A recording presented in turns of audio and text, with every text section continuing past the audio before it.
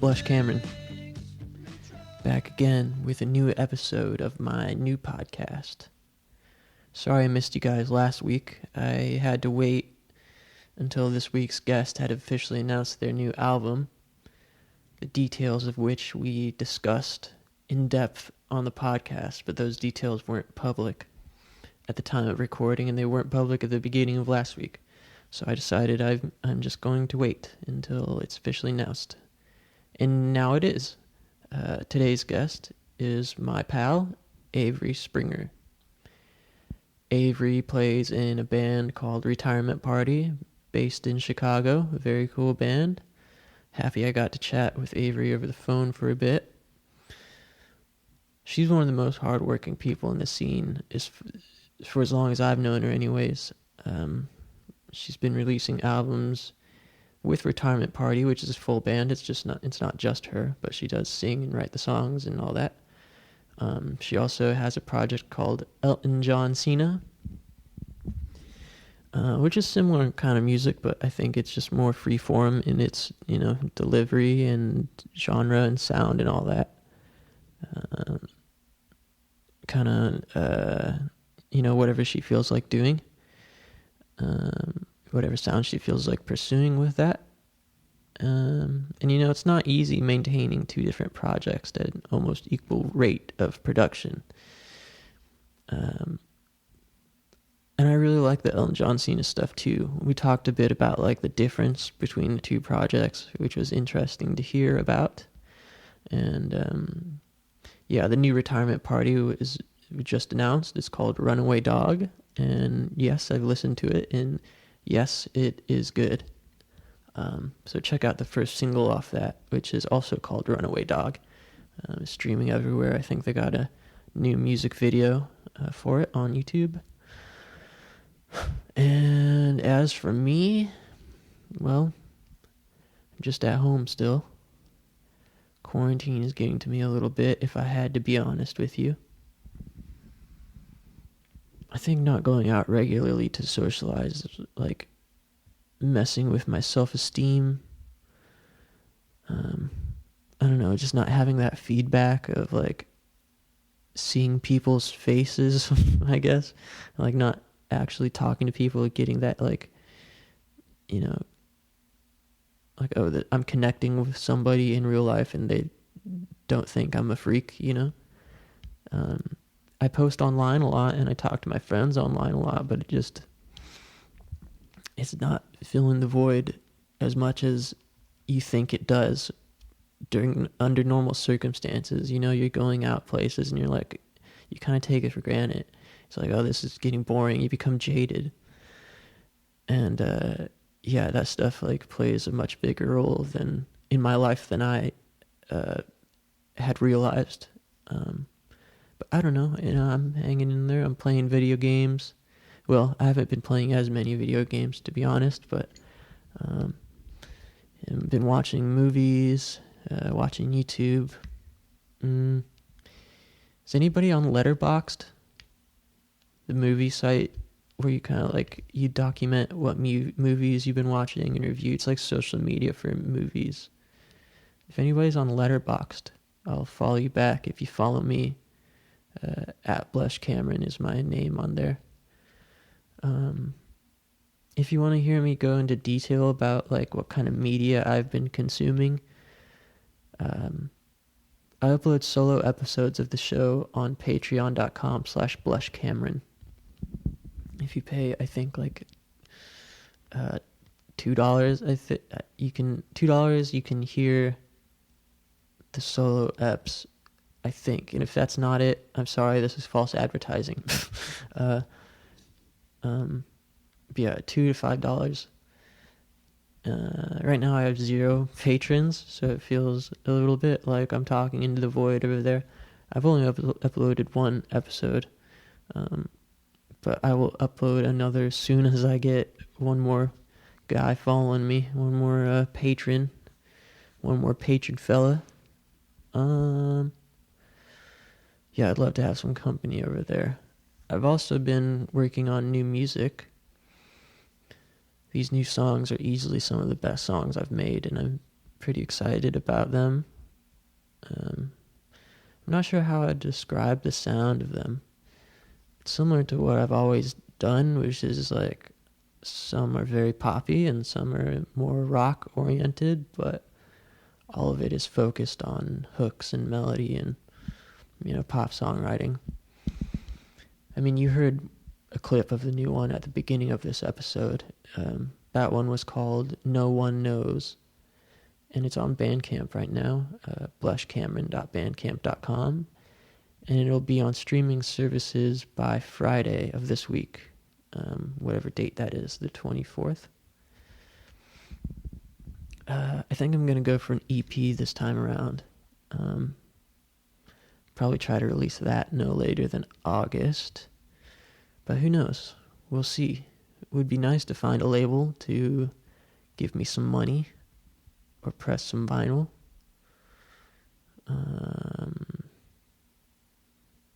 Who else should I get on the podcast? If you have any feedback or anything, or just want to keep up to date with new episodes, come follow me on Instagram and Twitter at blushcameron. Let's be online together during this bizarre, isolated time. Let's post. Let's make some posts. All right, that's about enough out of me. Here's the show.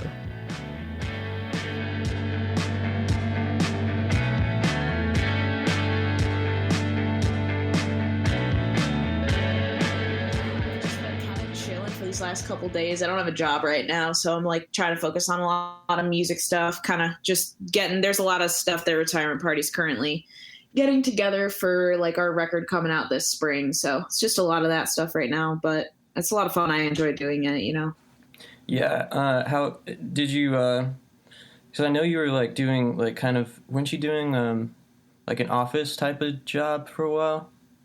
I've worked in offices for a while. I was an insurance agent for like a little over 2 years. That was definitely the longest office job I had, but I've like worked in other like part-time office gigs. But yeah, since like, when did I quit that? I guess like summer. Since summer, I haven't been working in offices, or I like picked up some gig work around the holidays, seasonal stuff, and then just like tour and everything. Like, I'm kind of chilling for, I've got, rent for another like 2 months. So I'm like, cool, focus on music for a little bit, and then you can find another job when you need it. For sure. Yeah. I mean, it's tough too. I mean, you guys seem to tour a lot. I mean, whenever I hear about you guys, you're on tour, and how it is trying to keep a job. Yeah, it's definitely that was kind of the big thing, is I just couldn't keep a job anymore.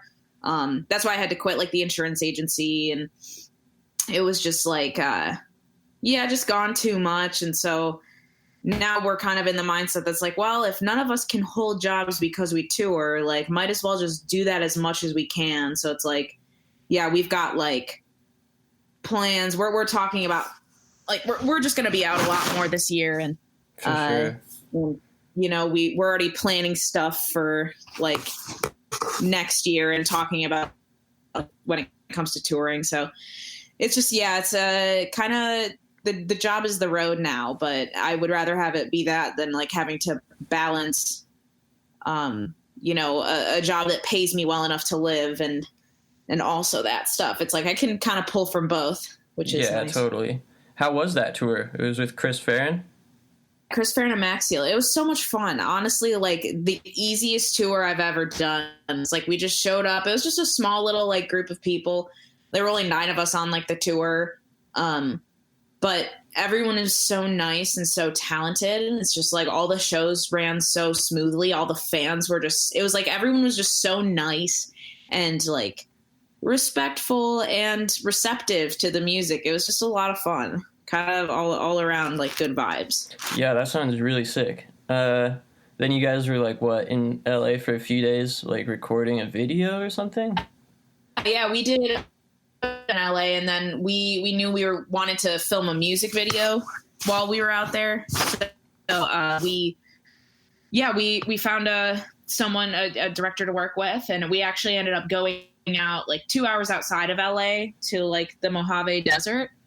And we rented like an Airbnb and we filmed a music video out there. So that was fun. And then, yeah, just came back and hung out in LA for another couple days, which was a nice way to decompress after the tour and also like get some shit done, but also enjoy the nice weather of Southern California instead of like the freezing and gross Chicago winter. Yeah, so. Totally. Yeah, I've actually never been to LA, but I really want to go. The weather, it seems it's always nice. It's just always like 70 degrees and sunny. But yeah, it was fun. Like I just anywhere that isn't like I love to visit because the landscapes just fascinate me. I'm not used to any landscape whatsoever besides cornfields and shit like that. Yeah, for sure. Yeah, I was born in California, but I only lived there until I was 2, and then I moved to the Midwest for most of my life until now. So I definitely relate. Are you from Michigan? Yeah. I grew up in the Metro Detroit area, in like Royal Oak and Troy. So yeah, that's where I grew up. And then once I graduated high school, I moved to Chicago and also went to school here. Yeah, it's funny. For some reason, I didn't know that until Alex Stoitz mentioned it when I was talking to him, that you guys like went to like School of Rock together or something. Yeah, we met each other, and I was like, I was probably like 15 or something, and I met all the guys that are in Dogleg through going to School of Rock. That's funny. There, and then I ended up working there. And, yeah, such a small world, huh? Yeah, it really is. It's cool. It's really cool to see them doing so well, because I'm like, yo, I remember when I had to ask Alex to stop sending me demos for all the Doglegs, like the earliest Dogleg release, because he would change like one thing in the recording and then send it to me, and I'm like, dude, I don't know what like, it sounds great, but I have no idea what you've done at this point. That's so sick. It was funny. Yeah, I saw a lot of early developments of that, and it was the same, like me showing early stuff to them. But yeah, they were some of my early music friends, so it's really cool to both be like doing stuff now, and they're so good. It's sick. Yeah, I love it. I love seeing. I mean, that's very cool that both of you guys, met back then and are both doing well now. I have a question though for like a kind of a specific question, which is, do you remember the first time you became conscious of music being a thing? Like for me, it was I was probably like 3 or 4, and I would listen to Bad to the Bone on tape over and over again, and that's like when I realized like, oh, this is a song, and I like this song. I don't know. Music's always been a part of my life in a way that like my parents met in like doing musical theater. We kind of grew up with that. Like I remember at a really young age, like in our living room, like we had this like, a coffee table in the center, and my parents would put on like this Broadway Kids like CD, and we would just run around the table, like me and my siblings, like chasing each other and stuff. And that was like some of the first music that I like learned and knew. I think like, when was like though the first, I do remember I was probably around like 4. And I have 2 siblings that are really close in age to me. Okay. And my parents got the lap harp, and we were all sitting there, and like, we decided to write songs, and like just little tiny, like, and mine sucked. It was called I Like School. And was just like this thing. And my brother did one that my parents thought was actually kind of cool. And like, but it was always like, that was the moment I'm like, you can like make this shit. Like I just made a shitty little thing. I didn't think it was shitty at the time, but like, that it was at that time that like I kind of, had a little bit more of a personal relationship with music, but that kind of wouldn't really like turn into anything until a little bit later into like my preteen years, when I wanted to like start playing guitar. I was just such a sports kid growing up that like I liked music and thought it was cool, but until I started like developing my own taste and falling in love with it in that way, outside of like parents' influence, like I was like, that was when it really started to click for me. That's interesting, because I've how much of a sports kid were you? Like, how old were you playing sports till? I remember my last year seriously playing sports was my freshman year of high school. At that point I was playing guitar. Uh-huh.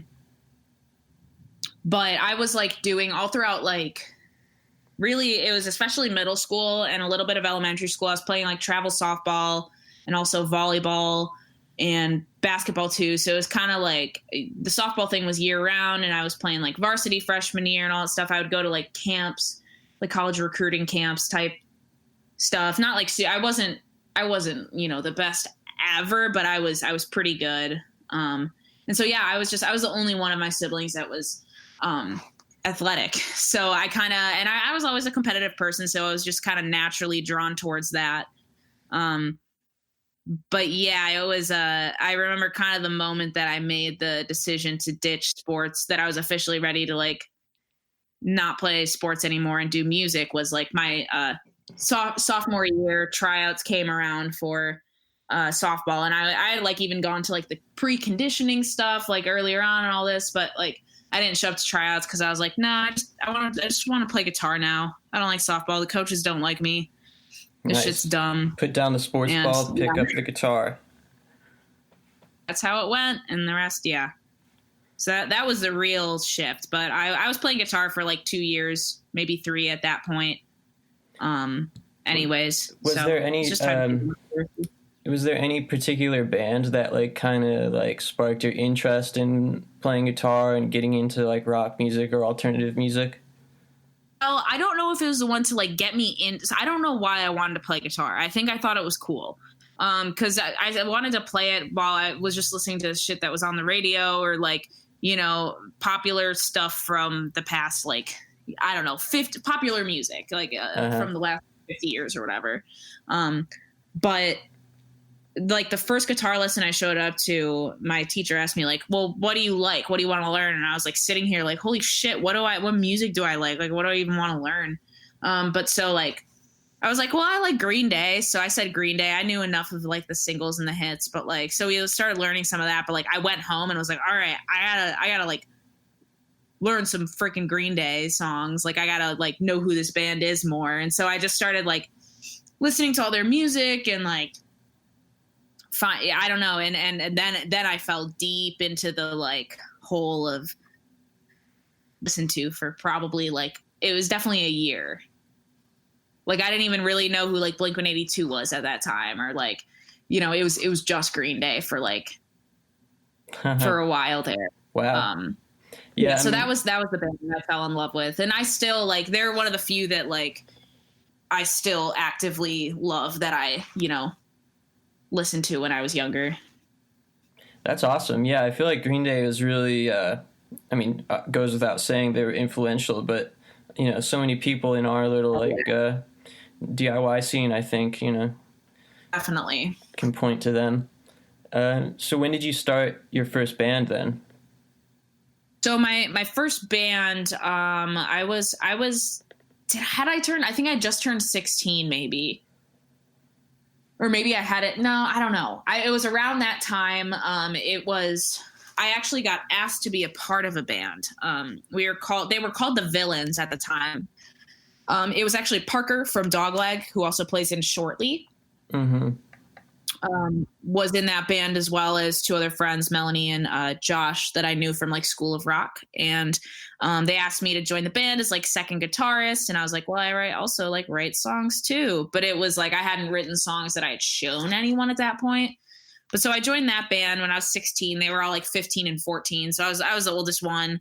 But we changed the name to Reptar and Ice after I joined. And yeah, that was a band. We were a band, or I was in that band for probably a year and a half, maybe. Sounds about right. And like we recorded like an EP that I wrote 2 songs for, and like we started kind of like doing stuff like playing local shows around town, and we're like, I started to dip my feet into like the whole business side of the industry with that band, like, emailing promoters and getting t-shirts and doing all of this stuff, like, wow, getting our music on, iTunes and shit like that. So that was like my first experience with that. But, ended up leaving the band just because of creative differences. But, you know, that's always the story. And it was still a lot of fun, and it was a really great first band experience. We didn't we didn't suck, which was kind of cool for a first band. Yeah, for sure. Is any of that sucked, as a group, we did not. Sure. Is any of that music online still, or? Yeah, you can find it on Bandcamp. That's probably it. Because I was bitter after I left the band. Oh no. I was the one in charge of like Spotify, and like, cause Spotify was like a budding thing at that time. And I took our music off of Spot because I had to pay for it. It was like TuneCore. So you had to pay $20. So I like canceled the thing because I'm like, fuck it. I'm not going to pay it anymore. It's no longer anywhere there, but it's definitely on Bandcamp under Reptar on Ice. If anyone has any interest in that, which I kind of hope they don't, but it's there. I won't try to hide it, you know? So, when did you move to Chicago then? Was that right after high school, or? It was 2 weeks after I graduated.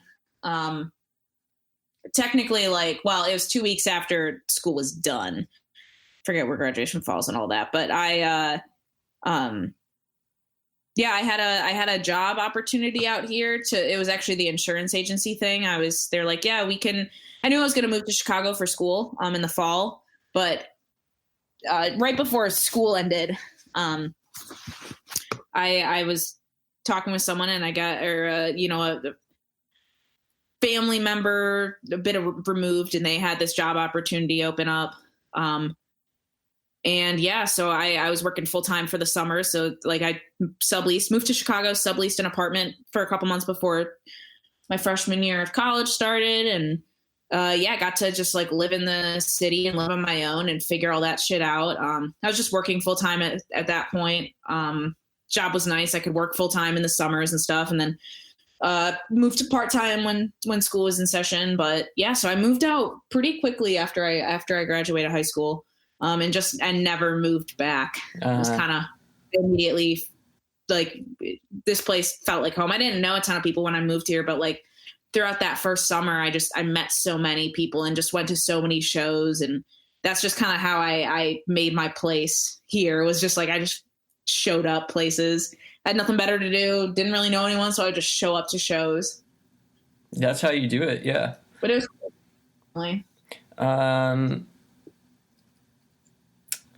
Was there a band between Retirement Party and Reptar on Ice?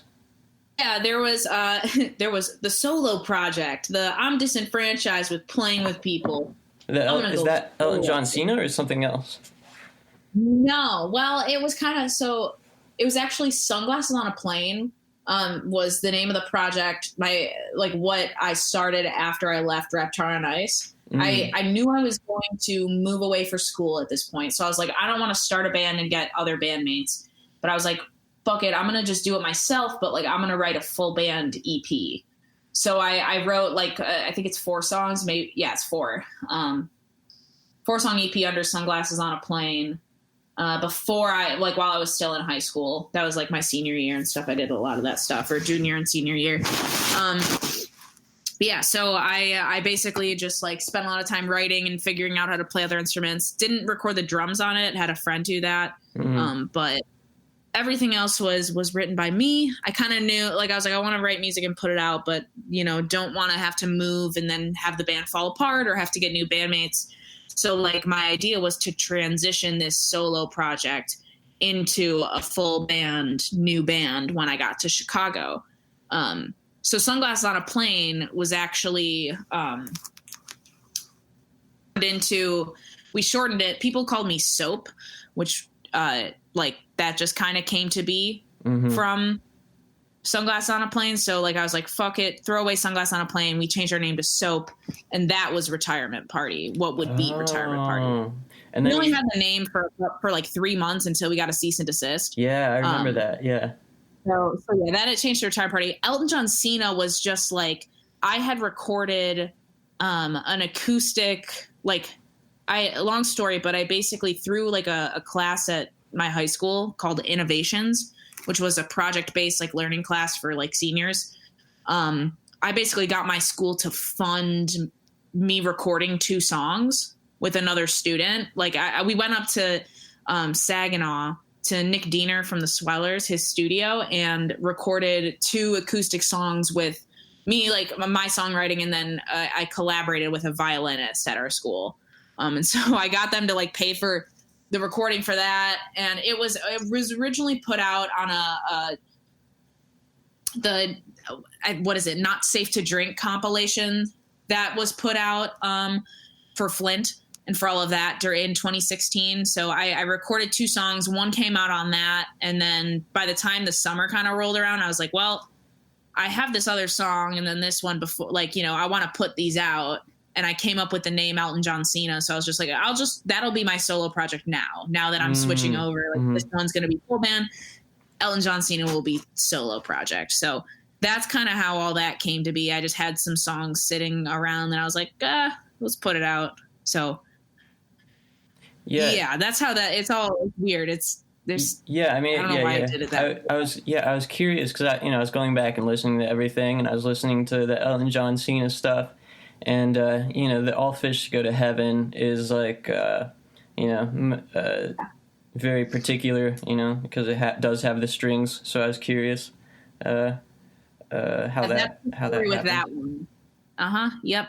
All Fish Go to Heaven was the release that, went up. And it was funny. It was in a snowstorm. It was I think it was a day off of school. It was like some Monday holiday, and it was fucking blizzard. And we just drove up to Saginaw. It was really cool though. I'm glad I got to do it. And then like that just jump started Elton John Cena. So that was cool.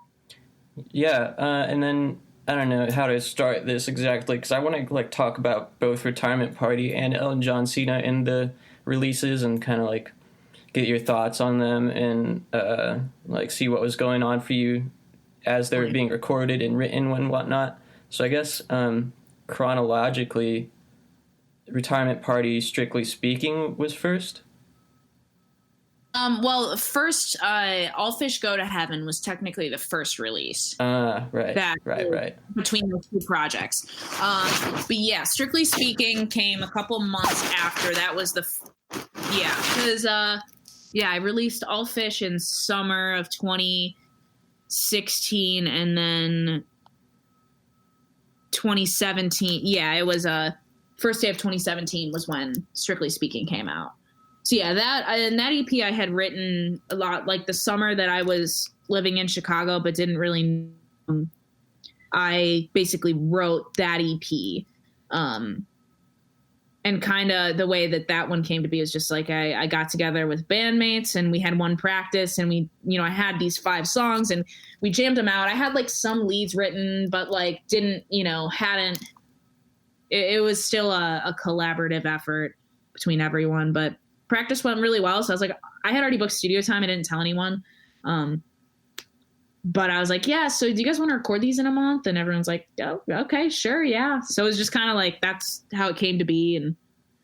And Strictly Speaking came together pretty fast. I see. And you knew you wanted to do an EP rather than an LP at that time? Yeah, I just hadn't really toyed around with the idea of doing an LP. A full length definitely scared me at that point. Like, for me, both like the cost of recording it and also writing it, I didn't feel ready to write it yet. And to write one, because I don't know, to me, a record isn't a collection of songs. It's a lot more than that. Right. It's an independent, single body of work. So I was like, I had written these songs and I felt that they fit together. So I was like, cool, I'll release them in an LP. Mm-hmm. Yeah, for sure. Was it originally on Counterintuitive, or did they like re-release it? Oh, so Counterintuitive actually didn't re-release it. They only put out Somewhat Literate for us. We had tapes made through Teal Day Records, which was a label out of Minneapolis. They also like uploaded our release to Spotify and shit like that, but did a really terrible job at managing all of that, and we've had problems. So now we have all, like, we own it entirely and like distribute it ourselves. But yeah, so that one Counterintuitive doesn't have. That's just us at this point. Okay, yeah. On Spotify, it lists Counterintuitive at the bottom.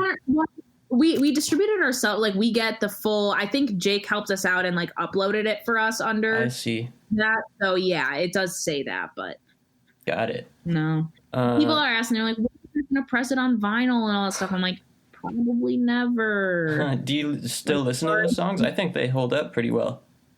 Thank you. Yeah, a lot of people still listen to them. I don't really. I definitely kind of grew out of it. We don't really like to play them live anymore. We'll probably bring that back as time goes on and we play longer sets and stuff. But like, yeah, I mean, I don't think they're bad songs, but it's definitely like I'm writing a lot better stuff. And I personally feel that I feel like all artists kind of feel that way. Yeah, of course. Yeah. They cover their own people and things like that. So, but yeah, a lot of people still like it. So maybe we will someday, but I don't know.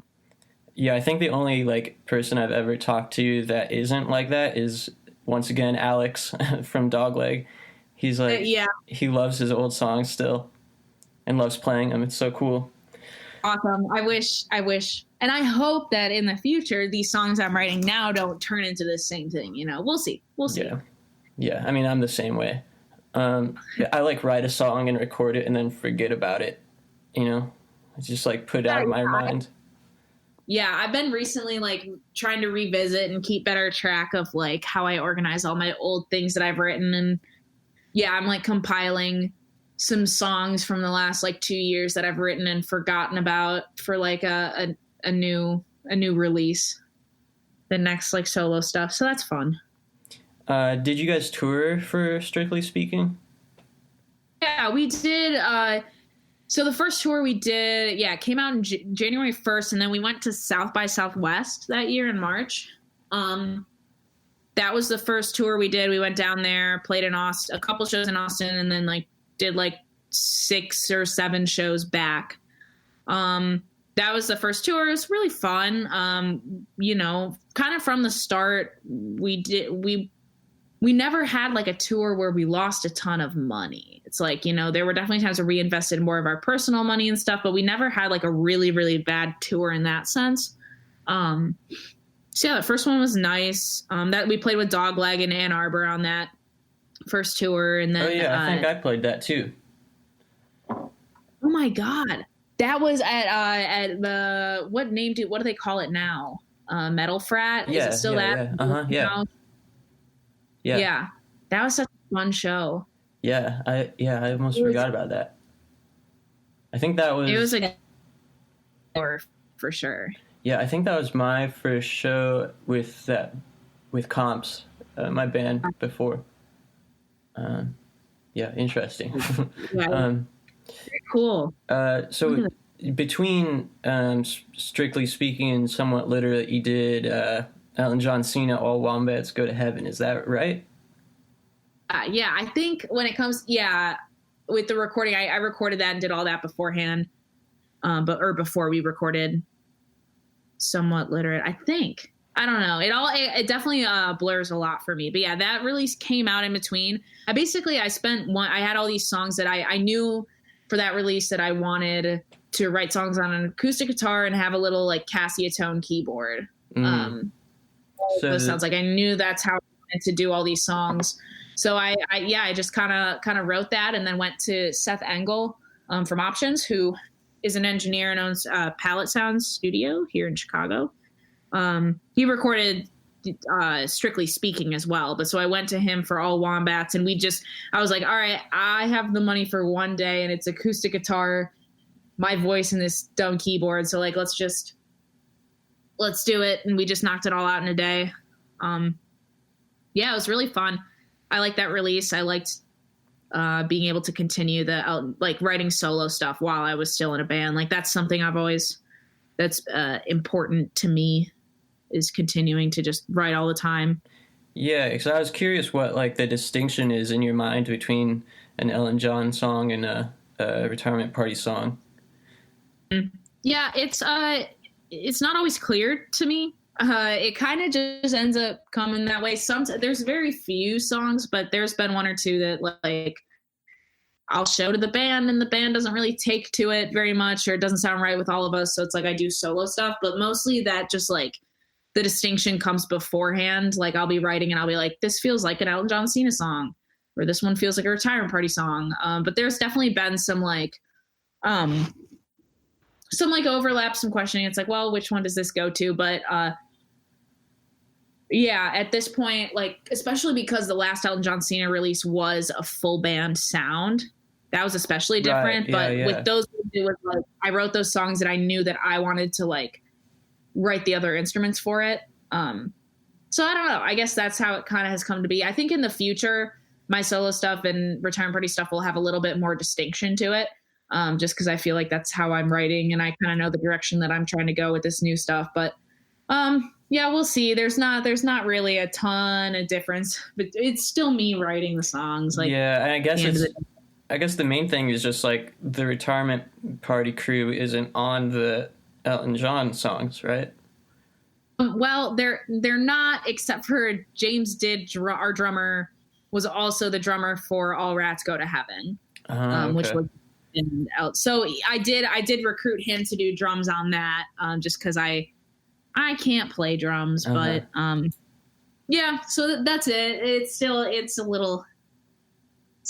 all the same songs. Just it allows me to put out more and do a little bit more with it rather than, I don't know, having a more lower stakes project is kind of nice as well. Yeah, totally. Yeah, I definitely get it, because whenever I've been in a band, it's like I'm doing all this.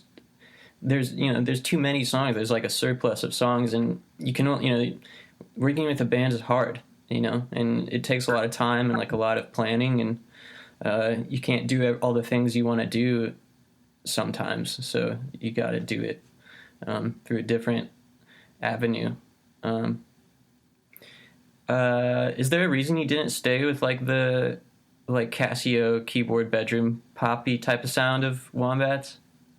I mean, I liked it, and it might be something that I do a little bit more of in the future, but I didn't want to pigeonhole myself into that necessarily. Like it's kind of, Elton John Cena had always just been the project that's like, well, what am I feeling now? What do I want to do with it?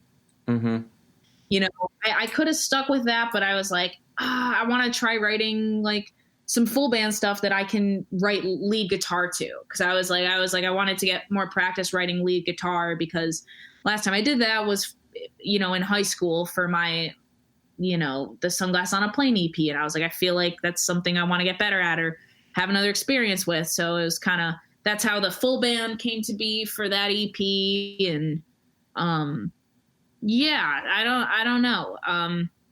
I don't have a lot of rhyme or reason to the things that I do for Elton John Cena, and that's I'm still deciding on the sound. Like I've got a bunch of these songs here, and I'm like, well, do I go acoustic? Do I try to like do like full band, but a more textural full band type thing? Like I'm definitely toying with a lot of these songs that I have now, and just like I think I'm going to write them in a couple different ways and record like demos of them in different like kind of through different lenses and see what works for it. And I don't know, it's a bit of an adventure. It's kind of fun to figure all that out. Yeah, totally. I mean, why not? I mean, that's the best part of having a solo thing and a low pressure solo thing is just doing whatever you feel like doing. Do you feel sort of like pigeonholed with retirement parties sometimes, or not? No, because you have this side thing. Yeah, definitely starting to not like, I don't feel that I've ever felt like pigeonholed in that way. I know what retirement party sounds like. I know how my bandmates, like how they write music and how they play music. And so that definitely like gives it some specifics to what I know works for it. But we've also like been writing things that are outside of our normal sound, and like putting out Free Will, which was the single we put out this summer for in support of the Yellowhammer Fund. That's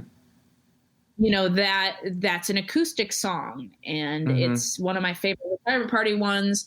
But it was definitely like outside of our comfort zone, and we had to like rethink it when we played it live on this last tour.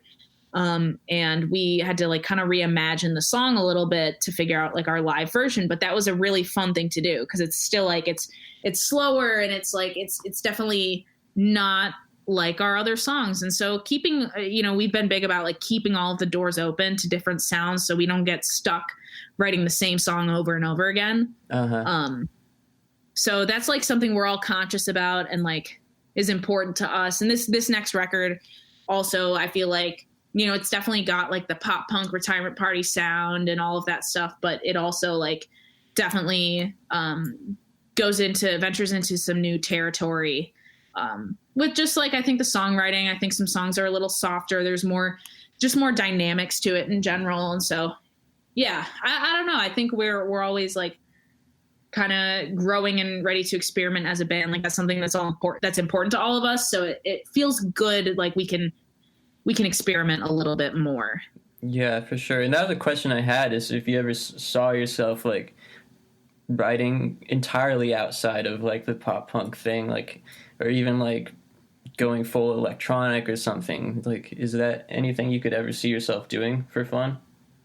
I don't know. I definitely like don't want to, I've thought about as time goes on and as I write more and like, I definitely am like into the idea of writing music that I would never play, writing melodies and songs that I would never be able to, or like would play, like write for other people in general. Then I also like, even for myself, like I look at artists like it's not exactly what you're saying, but like, one of my favorite records ever is Blanco by David Bazan, which is one of the solo albums that's just like the way that I don't even know what he's like playing on it. Like it's a bunch of bleeps and bloops, and I really like that. And I've never written anything like that or done like, and I'm like, oh, there's just so much that I could do out here outside of a guitar and outside of pop punk music and stuff like that. So I definitely want to, explore all of that more and do more of that. But that's, going to come with time. And as I grow as a musician, like, I just know I'm not going to be stuck in writing pop punk or emo adjacent music forever. Yeah, totally. Yeah. So I don't know. Whenever I try to write a song not on guitar, it never comes out entirely how I want it. And I don't know if that's just because I'm so used to like playing, like writing on guitar, or just, I don't know. It's weird. No, I definitely feel like that too. Like I'm like trying to that's currently something I'm working on, like trying to break is just like, okay, rewrite on other things, like get better at piano so you can write on piano, or like try writing a freaking song on bass. I don't know, like do some stuff to try to change up the process, see what comes out of it. Guitar is definitely my writing tool, but yeah, I think it comes with comfort. I think it just comes with like, that's what I have always written music on. And it's even like I almost always write music on my acoustic guitar too. Like effects, no pedals are in the question really. And it's just like kind of solely the chords that I'm playing or the melody that I'm singing. Yeah, totally. Get that broken down to that with me, like that basic structure every time. So it's like, let's try to break out of that. But it's definitely where I'm most comfortable writing. Yeah. How do you like start writing a song? If you were going to sit down like right now and write a song, how would it happen? Yeah, I would just have to, I probably would not have any ideas in my head. I would just have to pick up my guitar and start playing some chords, and like, that's entirely how it all starts, is I just have to pick up my guitar and fuck around a little bit. And then I just like, oh, I like how these two chords sound together, or this chord progression. And then it's like, cool, well, let's start writing a melody over it. And it's like kind of as I go, like the song just kind of figures itself out as I'm playing it. I very rarely write a chorus before I write a verse. And I just I do it in a very, the song just definitely gets sculpted along the way. I don't tend to write everything in one sitting always, but like definitely comes out in that kind of way and format. Yeah, that's relatable for me. Totally. So let's talk about Somewhat Literate then. What was going on for you in your life when that came out, and where was it recorded? And we ended up recording that here in Chicago with our friend Adrian Kobziar at his studio, Wall of Sound. We're actually one of the first bands, I think, to get into that studio. It's in Humboldt Park. but our old guitarist Nick knew Adrian from like going to recording school together. So yeah, he recorded somewhat lit for us. It was an interesting process. I was like taking classes, and in college, like while we were recording it, I was like a full-time student and shit. So it was a weird like in and out of the studio like over a period of like a month or so. So like doing like we did a couple full days at the start, and then it turned into a bunch of like kind of half day recording stuff when we can.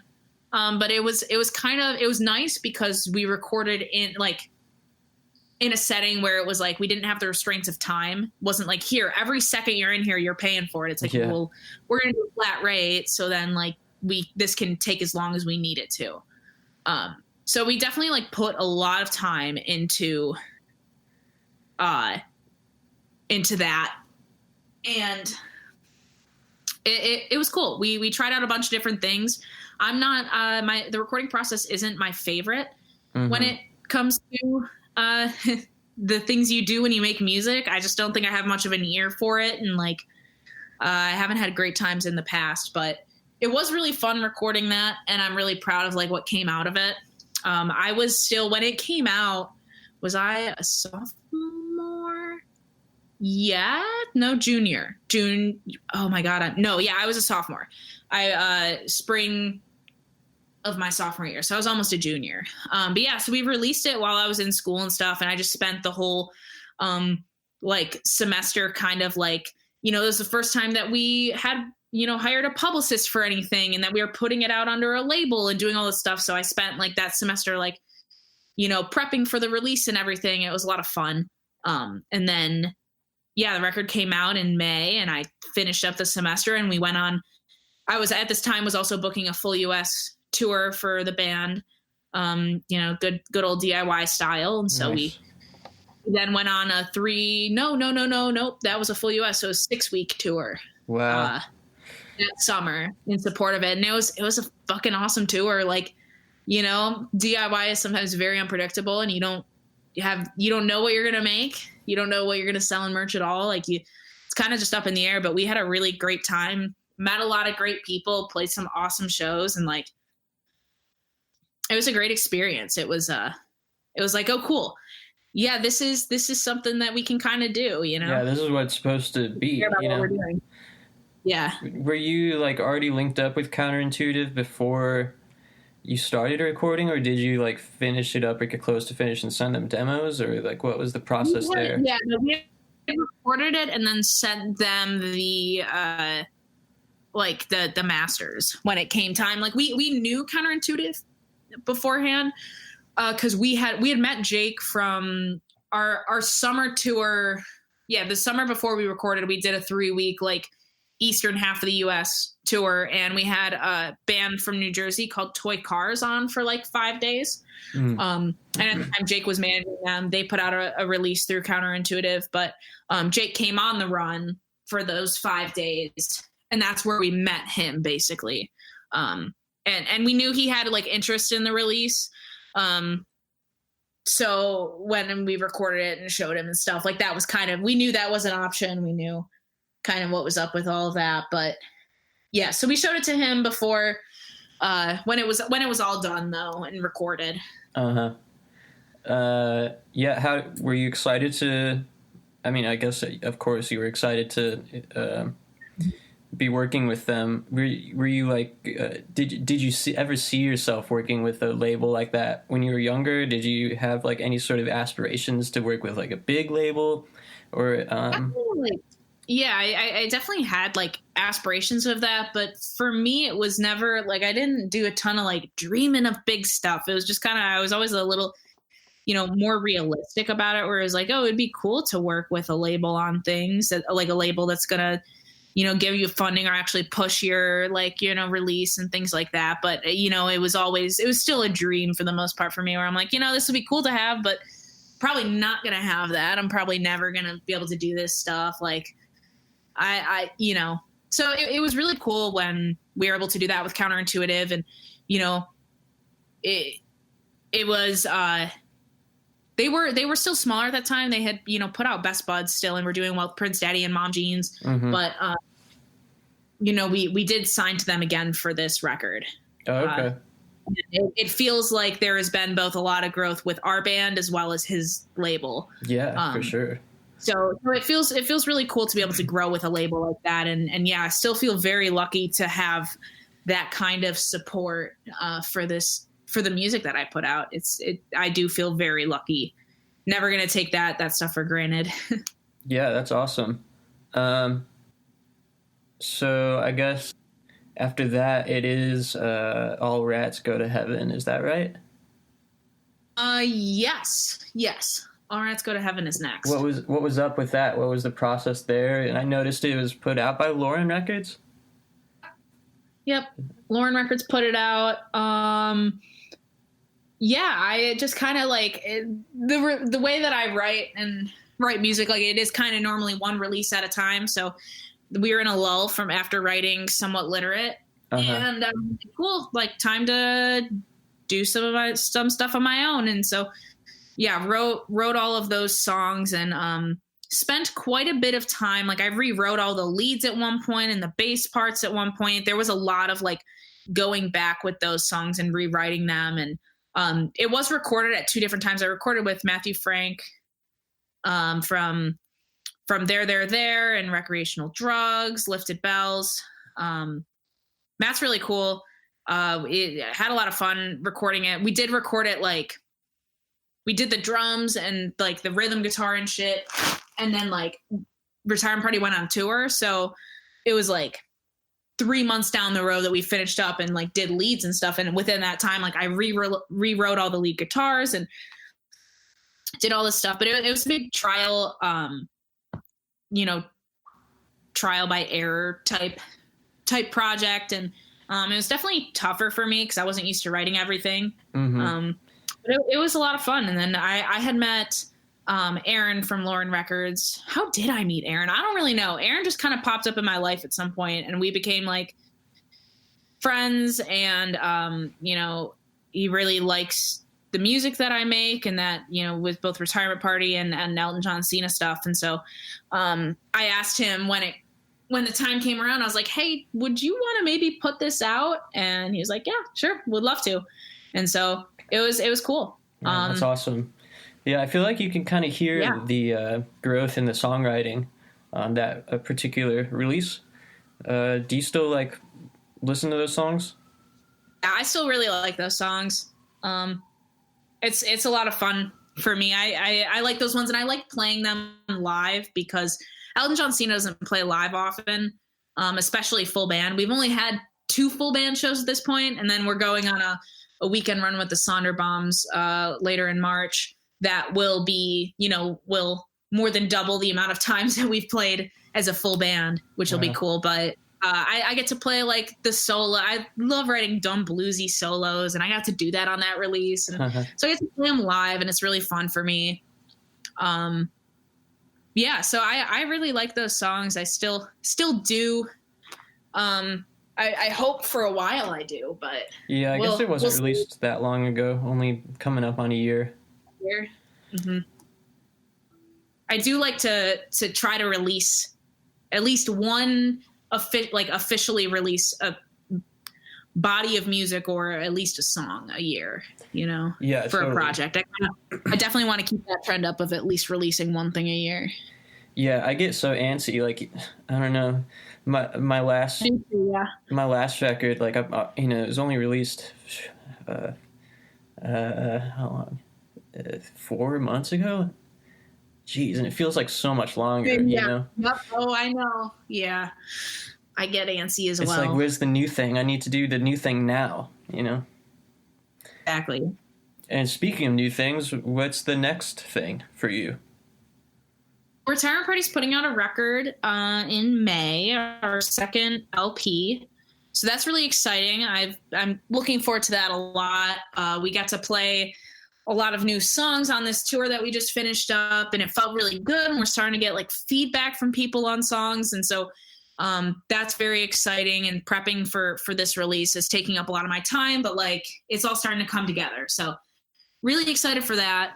And I'm just writing and compiling things, like arranging things for my next solo release. It's probably not going to be under the name Elton John Cena. I think we're going to move away from that, and just go Avery Springer, because I had the insane privilege of having Stereo Gum write about, was it beer? I think it was beer pong off of All Rats Go to Heaven. And it was crazy. There were 100 comments on Stereo Gum's website, like attached to this article. And every single one of them was about the name. Oh God. Were they and all I was negative? like, all right. Were they just pointing it out? No. Well, some people were like, this is the dumbest thing I've ever, like, whatever. Like, some people criticized it, but a lot of people were just commenting their own before and after celebrity names. I see. And so I was just like, you know what? Like, I picked this name because I thought it would get people to notice me, and it did, and it was cool. It was a funny thing, and, like, you know, people definitely would, like, come to shows and they'd be like, Elton John Cena, that's so funny, that's cool, whatever.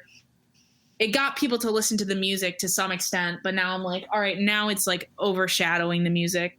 So it's kind of time to probably throw that away and yeah, I feel that. And just establish myself as a human, a solo artist.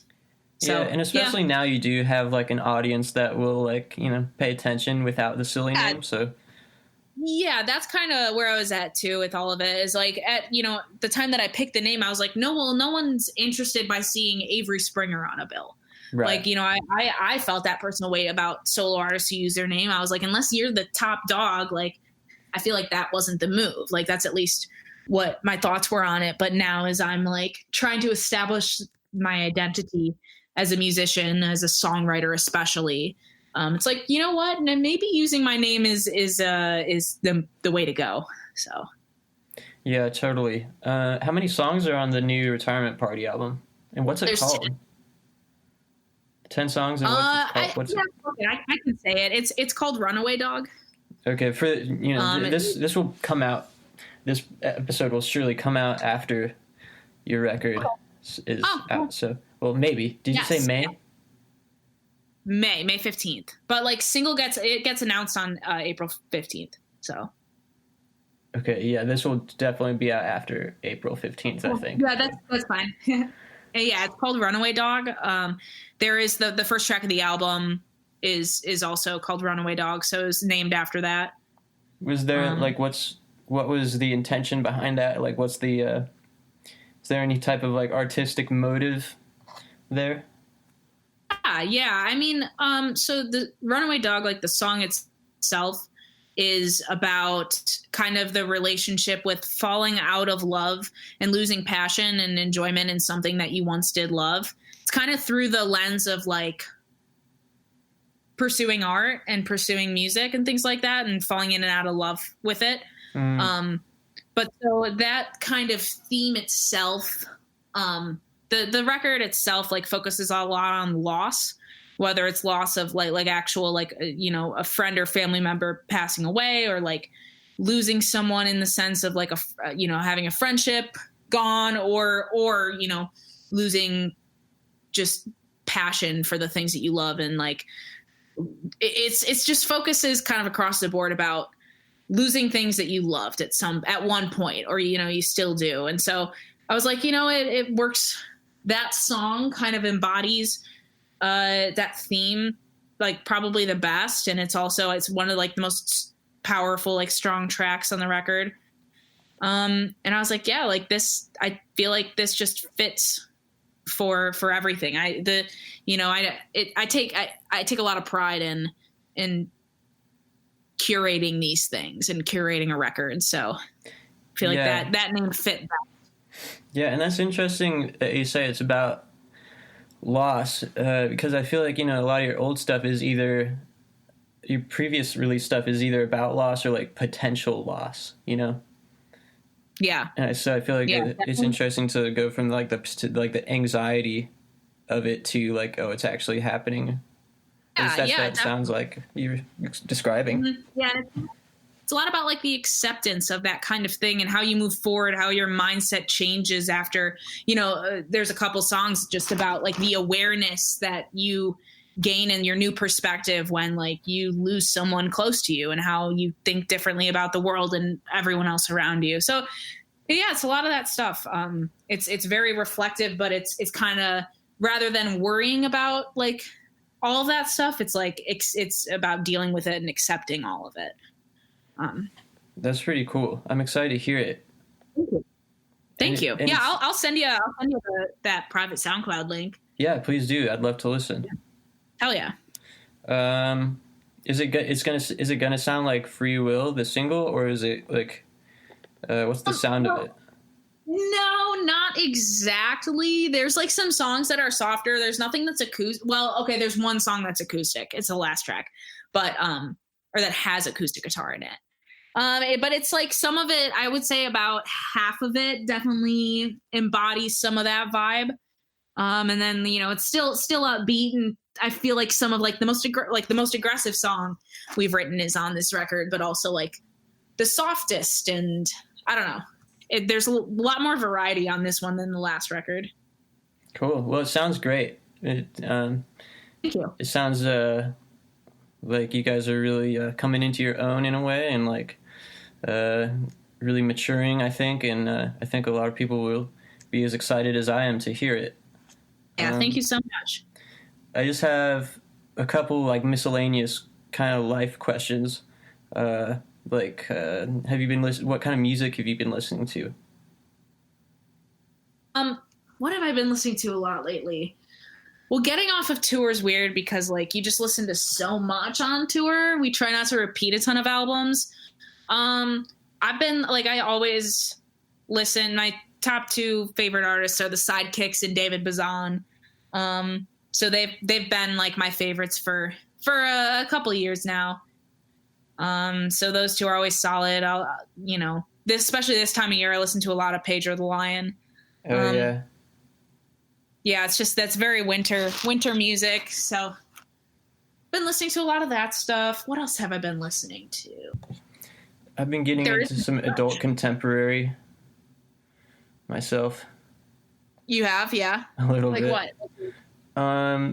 Well, I like to just kind of like skim through Spotify sometimes. Like, if I'll go to like an artist page and go down to like, you know, people, fans of this artist also listen to this artist, and like just like find the most like random stuff and kind of like skim through their top songs. So I've been listening to Holly Brooke, also known as Skylar Grey.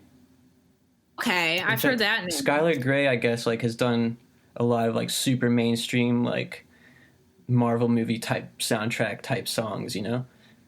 Cool. But when she was called Holly Brooke, she like released an album when she was like 16, and it's like way more kind of low key, and some of the songs are like so good, but also not cool at all. So yeah, I don't know. That's sick. Hell yeah. Oh, I realized too, as you were talking, an artist who Andy Schaaf put out a new record that I really like, and he's definitely one of my favorites right now. I think he's a fantastic songwriter and storyteller. He just has a really like cool voice. Andy Schaaf. Schaaf, I see. So good. Nice. Do you play any video games? What kind of stuff do you guys do on tour? What do we do? We watch a lot of Criminal Minds. Oh, nice. That's like our bedtime ritual has been on this last tour was, setting up our sleep stuff in whatever living room we're at, and like popping open the laptop or putting Criminal Minds on the TV and falling asleep to that. That's sick. I love true crime. Yeah. What else do we do on the road? I don't know. We don't really play video games. I like Mario Kart. That shit's fun. We played that on a live stream this last tour in Pittsburgh. And I won. I beat everyone, so that was cool. But yeah, don't do a ton of that. When we're on the road, it's a lot of time at this point with the tours we're doing. It's a lot of you drive to where you need to be, and then you just hang at the venue kind of all day and chill, read, and walk around or do your responsibilities. So yeah, I mean it's hard. It's hard to like settle on tour. It's like hard to just sit down and focus on something simple. Okay, well, that's about it, I think. I really appreciate you talking to me. Yeah, absolutely. Thanks so much for having me.